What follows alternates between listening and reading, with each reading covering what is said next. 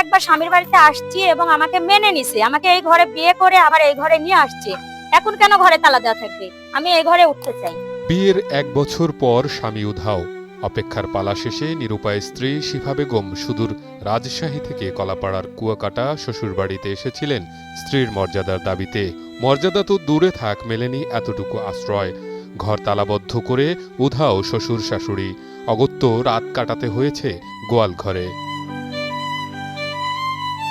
পটুয়াখালীর কলাপাড়া উপজেলার মহিপুরে স্ত্রীর স্বীকৃতি ও অনাগত সন্তানের দাবি নিয়ে স্বামীর বাড়ির সামনে অনশনে বসেছেন শিফা নামের 3 মাসের অন্তঃসত্ত্বা এক নারী। বুধবার সকালে ডাবলুগঞ্জ ইউনিয়নের রসুলপুর গ্রামে শ্বশুর দুলাল গাজীর বাড়ির সামনে স্ত্রীর মর্যাদার দাবিতে ওই নারী অনশনে বসেন। তালা মারা, সব জায়গাতেই তালা মারা।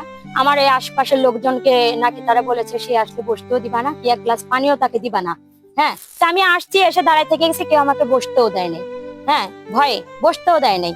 স্থানীয়রা জানায় রসুলপুরের দুলাল গাজীর ছেলে কবির গাজী প্রথম বিয়ের কথা গোপন রেখে রাজশাহীর শিফাকে বিয়ে করেন। বিয়ের 1 বছরের মাথায় যোগাযোগ বন্ধ করে দেন কবির। এরপর স্বামীর খোঁজে শিফা চলে আসেন মহিপুরে, কিন্তু কবিরের পরিবার খবর পেয়ে তালা ঝুলিয়ে উধাও হয়ে যায়। ফলে সেই তালাবদ্ধ বাড়ির উঠোনেই এখন অনশনে বসেছেন শিফা। তারপর আইসি এরা খোঁজ খবর নেয় না, বাড়ি এরা নাই, মেয়ে দেখছে ঘরে তালা দেওয়া।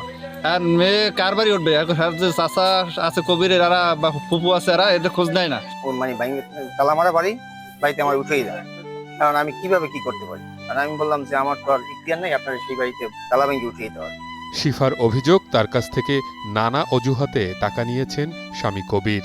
টাকা নেয়ার পর তার সাথে যোগাযোগ বন্ধ করে দেয়। সে আমার থেকে এ পর্যন্ত বলতে সে আমাকে ডকুমেন্ট সহ 4,10,000 টাকা আমার থেকে নিছে, আর তার ডকুমেন্ট আমার কাছে আছে। স্থানীয়রা বিষয়টি মীমাংসার জন্য কবিরের পক্ষের সাথে যোগাযোগ করলেও সাড়া মেলেনি। রবিবার দিন সে মেয়ে ইউনিয়ন পরিষদে একটা অভিযোগ করছে। আমরা মঙ্গলবার দিন বিকাল 3টায় তারিখ দিছি। তা মানে ছেলে পক্ষ আসে নাই, মেয়েরা আসছিল, মহিলা মেম্বার ছিল, চেয়ারম্যান ছিল, আসে নাই। তারপর আমরা পরবর্তীতে সিদ্ধান্ত তারিখের জন্য মানে বলা হয়েছে। অভিযুক্ত কবির গাজীর ফোন বন্ধ থাকায় তার বক্তব্য পাওয়া যায়নি। তবে কবিরের বাবা দুলাল গাজীর দাবি, ছেলে না জানিয়ে বিয়ে করেছে, কাজেই এ দায় তারা নেবেন না। তা তো ঠিক আছে, কিন্তু কই আমি সেটা বলছি না। ধর আমি অসুস্থ, সে বাড়াই এক জায়গায় ডাক্তার দেখাইছে, কারণ বাসায় তার কোনো লোক নাই। বড় বউ সে বাপের বাড়ি চলে গেছে, কথা বলেন নাই, সেও তার মোর বাসায় থাকে না, কেউই থাকে না।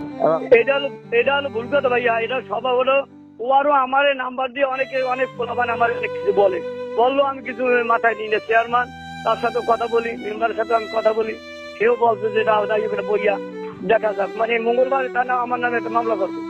ওই যেটা কইলি তোর মঙ্গলবার কই কোথায় আছে, আর সুবিধা অসুবিধা আমার দেখতে হইবে। পুলিশ জানিয়েছে, লিখিত অভিযোগ পেলে তদন্ত করে আইনগত ব্যবস্থা নেওয়া হবে।